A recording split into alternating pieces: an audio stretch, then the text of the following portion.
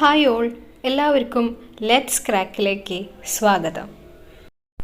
അപ്പോൾ നമുക്ക് junior lab assistant model questions കെമിസ്ട്രിയിൽ പാർട്ട് 2ലേക്ക് പോവാം. ഇതോടുകൂടി തൊഴിൽ വാർത്തയിൽ വന്ന എല്ലാ ക്വസ്റ്റ്യൻസും നമ്മൾ ഡിസ്കസ് ചെയ്ത് കഴിയും കേട്ടോ.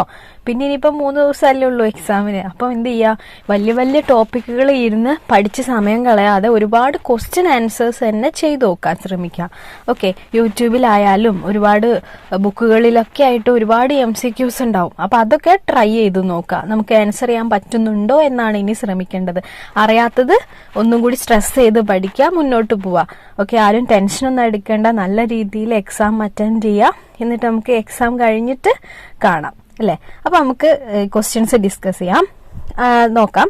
The number of atoms or molecules whose concentration alters during a chemical changes is its ഏതാണ്? അതായത് ഒരു കെമിക്കൽ ചേഞ്ച് നടക്കുന്ന സമയത്ത്, അതൊരു റിയാക്ഷൻ നടക്കുന്ന സമയത്ത് ആറ്റത്തിന്റെയോ മോളിക്യൂളിന്റെയോ എണ്ണം എന്ത് ചെയ്യുക, വ്യത്യാസം വരുക എന്ന് പറഞ്ഞിട്ടുണ്ടെങ്കിൽ അതിന് എന്താണ് അർത്ഥമാക്കുന്നത്? ഓർഡർ ഓഫ് റിയാക്ഷൻ ആണ്. ഓക്കെ, അതിന്റെ കോൺസെൻട്രേഷൻ അൾട്ടർ ചെയ്യുക എന്ന് പറഞ്ഞിട്ടുണ്ടെങ്കിൽ എന്താണ്? ഓർഡർ ഓഫ് റിയാക്ഷൻ ആണ്. Okay, order of a chemical reaction can be defined as the sum of power of concentration of reactants in the rate law expression is called the order of that chemical reaction. എന്താണ് order of a chemical reaction ആണ് പറഞ്ഞിരിക്കുന്നത്. Sum of power of concentration of reactants in the rate law expression is called order of that chemical reaction. അതിനൊരു example വെച്ച് പറയുവാണെങ്കിൽ reaction consider ചെയ്യുക. Small letter A, അതായത് ഇത് നോക്കുക കേട്ടോ, A plus B gives products. ഇതാണ് നമ്മൾ റിയാക്ഷൻ സ്റ്റേറ്റ്മെന്റ് ഇക്വേഷൻ. അതിൽ ഈ പറഞ്ഞിരിക്കുന്ന പോലെ sum of powers of concentration of reactants എന്ന് പറഞ്ഞിട്ടുണ്ടെങ്കിൽ ഏതാണ് sum? Small A plus small B ആയിരിക്കും. ഓക്കെ, അതാണ് ഇവിടെ പറഞ്ഞിരിക്കുന്നത്. അപ്പോൾ ഓർഡർ ഓഫ് റിയാക്ഷൻ. അടുത്തതിൽ പോവാം. What is obtained by thermolysis of azides? Thermolysis of azides answer എന്താണ്? നൈട്രീൻ ആണ്. അപ്പൊ nitrenes are obtained by the thermolysis of azides. They are neutral monovalent nitrogen species in which nitrogen atom has 2 and shared pair of electrons with a monovalent atom or group attached and they are as reactive as carbenes. Okay, അപ്പൊ nitrenes നമുക്ക് അസൈഡ്സിന്റെ തെർമോളിസിസിലൂടെയാണ് നമുക്ക് obtain ചെയ്യുന്നത്. ഇനി എന്താണ് നൈട്രീൻസ് എന്നാണ് അടുത്തതിൽ പറഞ്ഞിരിക്കുന്നത്. എന്താണ്? ന്യൂട്രൽ മോണോവാലന്റ് നൈട്രജൻ സ്പീഷീസ് ആണ്. ആ നൈട്രജൻ ആറ്റത്തിന് എന്തുണ്ടാവും? 2 shared pair of 2 and shared pair of electrons with a monovalent atom or a group attached and they are as reactive as carbenes. Okay, അടുത്തതിലേക്ക് പോവാം. What is the process known as where acids produce ions when dissolved in water? എന്താണ് പറഞ്ഞിരിക്കുന്നത്? What is the process known as where acids produce ions when dissolved in water? അതായത് acids വാട്ടറിൽ dissolve ചെയ്യുന്ന സമയത്ത് ions produce ചെയ്യുന്നു. Okay, അതിനെന്താണ് പറയാ? Dissociation. എന്താണ് ഡിസോസിയേഷൻ? ഇപ്പോൾ വായിച്ചു നോക്കാം. Dissociation is a general process in which molecules separate or split into other things such as atoms, ions or radicals, usually in a reversible manner. എന്താ പറഞ്ഞിരിക്കുന്നത്? ഒരു ജനറൽ പ്രോസസ് ആണ് ഇൻ വിച്ച് ഇതിൽ molecules ഒക്കെ എന്ത് ചെയ്യുന്നു? Separate അല്ലെങ്കിൽ split ചെയ്യുന്നു into what? Atoms, ions or radicals. ഒരു റിവേഴ്സിബിൾ മാനറിലായിരിക്കും ഈ പ്രോസസ്സ് നടക്കുക. അതിനെയാണ് ഡിസോസിയേഷൻ എന്ന് പറയുന്നത്. പിക്ചർ കൊടുക്കാം. ഓക്കെ, മറ്റത് വായിച്ചു നോക്കാം. ഫോർ ഇൻസ്റ്റൻസ്, അടുത്ത പോയിന്റ് ആണ്. When an acid dissolves in water. Acid വാട്ടറിൽ ഡിസോൾവ് ചെയ്യുമ്പോൾ എന്താ സംഭവിക്കുന്നത്? A covalent bond between an electronegative atom and a hydrogen atom is broken by heterolytic fission which gives a proton and negative ion. നമുക്ക് example വെച്ച് discuss ചെയ്യാം. ഇവിടെ ഒരു picture കൊടുത്തിട്ടുണ്ട്. അതിൽ നമ്മൾ എടുത്തിരിക്കുന്ന ആസിഡ് ആരാണ്? HCl ആണ്. അപ്പൊ നമ്മൾ വെള്ളം ആയിട്ട് മിക്സ് ചെയ്യുന്ന സമയത്ത് എങ്ങനെ സംഭവിക്കുക? H+ഉം Cl-ഉം. ഇവിടെ പറഞ്ഞല്ലോ, ഒരു പ്രോട്ടോയിനും ഒരു നെഗറ്റീവ് അയോണും ആയിട്ട് ഹൈഡ്രജൻ ആറ്റത്തിന്റെയും ഈ ഒരു ഇലക്ട്രോ നെഗറ്റീവ് ആറ്റത്തിന്റെ ഇടയിലുള്ള കോവാലന്റ് ബോണ്ടാണ് ഇവിടെ ബ്രേക്ക് ചെയ്തിരിക്കുന്നത് അല്ലെ. ഇതിനെയാണ് ആസിഡ് വെള്ളത്തിൽ ഡിസോൾവ് ചെയ്യുന്ന സമയത്ത് നടക്കുന്ന പ്രോസസ്സാണിത്. ഇതാണ് ഡിസോസിയേഷൻ എന്ന് പറയുന്നത്. ഓക്കെ, അടുത്തതിലേക്ക് പോവാം. The acid used for the manufacture of fertilizers and explosive is. The acid used for the manufacture of fertilizers and explosive is. അപ്പം ഫെർട്ടിലൈസേഴ്സും എക്സ്പ്ലോസീവും ഒക്കെ ഉണ്ടാക്കാൻ വേണ്ടി നമ്മൾ ഉപയോഗിക്കുന്ന ആസിഡ് ഏതാണ്? നൈട്രിക് ആസിഡ് ആണ്. ഏതാണ്? Nitric acid. About 80% of the nitric acid is used in the manufacture of fertilizers and a small amount of ammonium nitrate is used to make explosive. അപ്പം ഏകദേശം ഒരു 80% നൈട്രിക് ആസിഡാണ് നമ്മൾ ഫെർട്ടിലൈസേഴ്സ് ഉണ്ടാക്കാൻ വേണ്ടി ഉപയോഗിക്കുന്നത്. And small amount of ammonium nitrate is used to make explosive. അപ്പോൾ ഇവിടെ answer എന്തായിരുന്നു? നൈട്രിക് ആസിഡ് ആയിരുന്നു കേട്ടോ. അടുത്തല്ലേ പോവാം. The acid used in lead storage cells. ഏതിലാണ്? ലെഡ് സ്റ്റോറേജ് സെൽസിൽ ഉപയോഗിക്കുന്ന ആസിഡ് ഏതാണ്? സൾഫ്യൂരിക് ആസിഡ് ആണ്. ഏതാണ്? Sulphuric acid. അടുത്ത പോയിന്റ് വായിക്കാം. Lead storage battery or lead acid battery. Lead storage battery തന്നെയാണ് ലെഡ് ആസിഡ് ബാറ്ററി നമ്മൾ പറയുന്നത്. One type of rechargeable battery and one of the common energy storage devices in which sulphuric acid is used. അപ്പൊ sulphuric acid ഉപയോഗിക്കുന്ന ഒരു common energy storage device ആണ് ഈ lead storage battery അല്ലെങ്കിൽ lead acid battery എന്ന് പറയുന്നത്. It is A type of rechargeable battery. അപ്പോൾ lead storage സെൽസിൽ ഉപയോഗിക്കുന്ന ആസിഡ് ഏതായിരുന്നു? സൾഫ്യൂരിക് ആസിഡ് ആണ്. ഓക്കെ, നേരത്തെ നൈട്രിക് ആസിഡ് എന്തിനായിരുന്നു പഠിച്ചത്?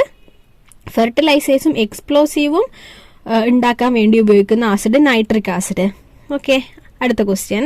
The structure of hydrogen peroxide. ആരാണ്? ഹൈഡ്രജൻ പെറോക്സൈഡ് H2O2 ആണ് അല്ലെ. അപ്പം എന്താണ്? നോൺ പ്ലാനർ ആണ്. പിക്ചർ കൊടുക്കാം കേട്ടോ. അപ്പം hydrogen peroxide is one of the most common chemical substances that we come across in our daily lifes. It is found in hair bleaching and medical products. അപ്പോൾ hydrogen peroxide നമ്മളെ daily ലൈഫിൽ കേട്ടു വരുന്ന ഒരു compound ആണ് അല്ലേ. Okay, most common chemical substance that we come across in our daily lives.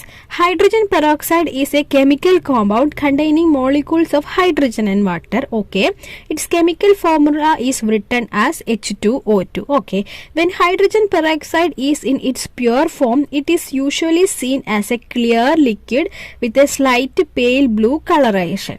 Okay, അപ്പോൾ H2O2നെയാണ് ഇവിടെ വിവരിച്ചിരിക്കുന്നത്. കൂടുതലായിട്ടൊന്നും അതിൽ പഠിച്ചു വെക്കേണ്ട കാര്യങ്ങളൊന്നുമില്ല. അപ്പോൾ H2O2ന്റെ സ്ട്രക്ചർ ഓർത്ത് വെക്കാൻ നോൺ പ്ലാനർ ആയിരിക്കും, പിക്ചറിൽ കാണിച്ച പോലെ. അടുത്തത്, in industrial processes transition elements and their oxides are used as. In industrial processes transition elements and their oxides are used as catalyst. Catalyst അറിയാലോ അല്ലേ? ഉൽപ്രേരകങ്ങളായിട്ട് ഉപയോഗിക്കുന്നതാണ് കാറ്റലിസ്റ്റ് എന്ന് പറയുന്നത്. A catalyst is a substance that can be added to a reaction. എന്തിന്? To increase the reaction rate without getting consumed in the process. അപ്പം നമ്മൾ ഉപയോഗിക്കുന്ന കാറ്റലിസ്റ്റുകൾ ആ റിയാക്ഷന്റെ സ്പീഡ് അല്ലെങ്കിൽ റേറ്റ് ഓഫ് റിയാക്ഷൻ ആണ് ഇൻക്രീസ് ചെയ്യാൻ വേണ്ടിയിട്ടാണ് നമ്മൾ കാറ്റലിസ്റ്റ് ഉപയോഗിക്കുന്നത് അല്ലേ. അത് ഉപയോഗിച്ചാലും ആ കാറ്റലിസ്റ്റിന് വലിയ മാറ്റങ്ങളൊന്നും അതിൽ ഉണ്ടാവുന്നില്ല. അത് റിയാക്ഷനിൽ ആക്ച്വലി ടേക്ക് പാർട്ട് ചെയ്ത് പുതിയ പ്രൊഡക്റ്റ് ഒന്നും ആയിട്ട് മാറുന്നില്ല. മോസ്റ്റ് ഓഫ് ഓൾ ട്ടോ, a catalyst is a substance that can be added to a reaction. എന്തിനു വേണ്ടിയിട്ടാണ്? To increase the reaction rate without getting consumed in the process. Okay, catalyst typically speed up a reaction by reducing the activation energy or changing the reaction mechanism. അപ്പം എന്തായിരുന്നു ചോദ്യം? In industrial processes, transition elements and their oxides are used as catalyst. അടുത്തതിലെ പോകാം. The element with maximum cosmic abundance. The element with maximum cosmic abundance is hydrogen. ആരാണ്? Hydrogen ആണ്. Okay, വായിക്കാം. Hydrogen is the most abundant element in the universe. യൂണിവേഴ്സിൽ ഏറ്റവും കൂടുതലുള്ള element ഏതാണ്? Hydrogen ആണ്. മാറിപ്പോവരുത്. ഹീലിയം ആണ് സെക്കൻഡ് വരുന്നത്. The abundance of the chemical elements is a measure of the occurrence of the chemical elements relative to all other elements in given environment. നമ്മളൊക്കെ ഉള്ള ചുറ്റുപാടിൽ എല്ലാ എലമെന്റ്സിനെ വെച്ച് നോക്കുമ്പം എന്താണ്? ഒക്കറൻസിൽ ഉള്ള ആ ഒരു മെഷറാണ് അബുണ്ടൻസ് ഓഫ് കെമിക്കൽ എലമെന്റ്സ് എന്ന് പറയുന്നത്. അതായത് measure of occurrence of the chemical elements relative to what all other elements in a given environment. അതാണ് അബുണ്ടൻസ് എന്ന വാക്കുകൊണ്ട് നമ്മൾ ഉദ്ദേശിക്കുന്നത്. ഓക്കെ, അപ്പൊ ഹൈഡ്രജൻ ആയിരുന്നു ആൻസർ. എന്ത്? Element with maximum cosmic abundance is hydrogen. Okay, അടുത്തതിലേക്ക് പോവാം. In cold water aquatic animals survive even when water to the top layer of the lake freezes into ice because എന്താ പറയുന്നത്? Called വാട്ടറിൽ നമുക്കറിയാം മുകൾ ഭാഗം ice പാളികളായി മാറിയാലും ആ അക്വാട്ടിക് വാട്ടറിൽ എന്തുണ്ടാവും? പിന്നെ അക്വാട്ടിക് ആനിമൽസ് ഉണ്ടാവും അല്ലേ അവിടെ കോൾഡ് വാട്ടറിൽ. അപ്പൊ അതെങ്ങനെയാണ് സർവൈവ് ചെയ്യുന്നതെന്നാണ് ക്വസ്റ്റ്യൻ. അപ്പൊ വാട്ടർ ഹാസ്, ആൻസർ ആണ്, water has structure density of 40 degree Celsius. So there will be water under the top layer of ice. അപ്പൊ ഐസിന്റെ പാളിന്റെ അടിയിൽ വാട്ടർ ഉണ്ടാവും എന്നാണ് പറയുന്നത്. കാരണം വാട്ടറിന്റെ സ്ട്രക്ചർ ഡെൻസിറ്റി എന്താണ്? 40 ഡിഗ്രി സെൽഷ്യസ് ആണ്. അപ്പം in cold water aquatic animals survive even when water to the top layer of the lake freezes into ice because water has the അടുത്തത് results from long term exposure to lower doses of a chemical is known as. Results from long term exposure to lower doses of a chemical is known as chronic toxicity. എന്താണ് chronic toxicity?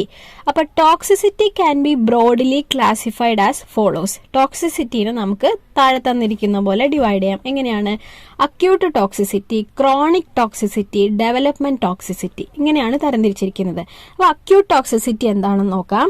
The adverse effect of short term exposure of toxins relatively at a higher dose which may be reversible after exposure. എന്താണ്? The adverse effect of short term of exposure of toxins relatively at a higher dose which may be reversible after exposure. അപ്പൊ short term exposure of toxins ആണ് related at higher dose. അതാണ് acute toxicity എന്ന് പറഞ്ഞിട്ടുണ്ടെങ്കിൽ. എന്നാൽ chronic എന്താ നോക്കി നോക്കാം. Chronic adverse effect of long term exposure of toxins. എന്താണ് long term exposure of toxins at relatively lower dose which are not easily reversible. Lower ഡോസിൽ പക്ഷെ നോട്ട് ഈസിലി റിവേഴ്സിബിൾ ആയിരിക്കും ക്രോണിക് ടോക്സിസിറ്റി. ക്രോണിക് എന്നുള്ള വാക്ക് വെച്ച അടുത്തത് ഡെവലപ്മെന്റ് ടോക്സിസിറ്റി. എന്താണ് development toxicity? The adverse effect on the development of an embryo due to exposure of toxins before and during pregnancy. അപ്പൊ പ്രഗ്നൻസിന്റെ ടൈമിലോ അതിന് മുമ്പെയോ നമ്മൾ എക്സ്പോഷർ നടത്തുന്ന സമയത്ത് എംബ്രയോന്റെ ഡെവലപ്മെന്റിന് അഡ്വേഴ്സ് ആയിട്ട് എഫക്ട് ചെയ്യുന്നതാണ് ഡെവലപ്മെന്റ് ടോക്സിസിറ്റി എന്ന് പറയുന്നത്. അപ്പൊ അക്യൂട്ട്, ക്രോണിക്, ഡെവലപ്മെന്റ്. അപ്പൊ ടോക്സിസിറ്റിനെ നമ്മൾ ബ്രോഡ്ലി ക്ലാസിഫൈ ചെയ്തിരിക്കുന്നത് ഇങ്ങനെയാണ്. നമ്മളെ ചോദ്യം എന്തായിരുന്നു? Results from long term exposure to lower doses of a chemical is known as chronic toxicity. അപ്പൊ ലോങ് ടേം കണ്ടു കഴിഞ്ഞാൽ നമുക്കറിയാം ക്രോണിക് ടോക്സിസിറ്റി ആണ്. ഓക്കെ, അക്യൂട്ട് ആണെങ്കിൽ ഷോർട്ട് ടേം എക്സ്പോസ് ആയിരിക്കും. ഓക്കെ, അടുത്തതിലേക്ക് പോവാം. Ethanol may be distinguished from methanol by. Ethanol may be distinguished from methanol by iodoform test. ഏതാണ്? Iodoform test. വായിക്കാം. Methanol and ethanol are distinguished by a type of test known as iodoform. When ethanol is warmed with iodine in the presence of NaOH, it forms a yellow colored precipitate, but methanol do not react positively to iodoform test. അപ്പോൾ എന്തായിരുന്നു? ethanol may be distinguished from methanol by iodoform test. അടുത്തതിൽ പോവാം അല്ലെ. The reaction which is used to convert phenol to salicylic acid is. The reaction which is used to convert phenol to salicylic acid. ഫിനോളിനെ salicylic acid ആയിട്ട് convert ചെയ്യാൻ വേണ്ടി നമ്മൾ ഉപയോഗിക്കുന്ന reaction ഏതാണ്? Kolbe Schmitt reaction. Kolbe Schmitt reaction. The mechanism of Kolbe Schmitt reaction proceeds through the nucleophilic addition of phenoxide to carbon dioxide yielding the salicylate. The salicylate formed further reacts with the acid to form salicylic acid. ആ ഒരു process ആണ് പറഞ്ഞിരിക്കുന്നത്. എങ്ങനെയാണ് salicylic acid ആയിട്ട് convert ചെയ്യുന്നത് എന്നാണ് പറഞ്ഞിരിക്കുന്നത്. Okay, അപ്പൊ ആ ആൻസർ പഠിച്ചു വെക്കാം കേട്ടോ. Kolbe Schmitt reaction. എന്താ ചോദ്യം? The reaction which is used to convert phenol to salicylic acid. Okay, last question. The natural source of hydrocarbon is crude oil. എന്താണ് crude oil? Most hydrocarbons are extracted from crude oil and natural gas. ഒരുവിധം hydrocarbons എല്ലാം നമ്മൾ extract ചെയ്തിരിക്കുന്നത് crude oil അഥവാ natural ഗ്യാസിൽ നിന്നാണ്. Hydrocarbons are molecules of carbon and hydrogen in various combination. നമ്മൾ already discuss ചെയ്തതാണ്. Hydrocarbon gas liquids HGLs are hydrocarbons that occur as gases at atmospheric pressure and as liquid under higher pressures.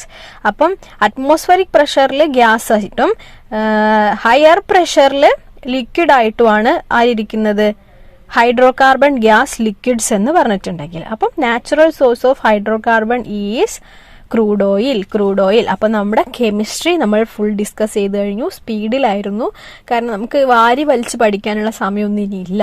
Okay, പഠിച്ച കാര്യങ്ങൾ revise ചെയ്യാൻ വേണ്ടിയിട്ടും extra question answers നോക്കി വെക്കാനുള്ള സമയമുള്ളൂ.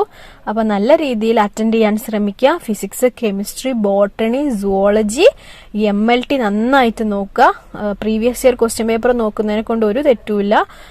അതും നോക്കി വെക്കുക, എന്നിട്ട് പോയി എക്സാം എഴുതുക. ഓക്കെ, അപ്പോൾ എല്ലാവർക്കും ഓൾ ദ ബെസ്റ്റ്. എനിക്കും ഓൾ ദ ബെസ്റ്റ്. ഓക്കെ.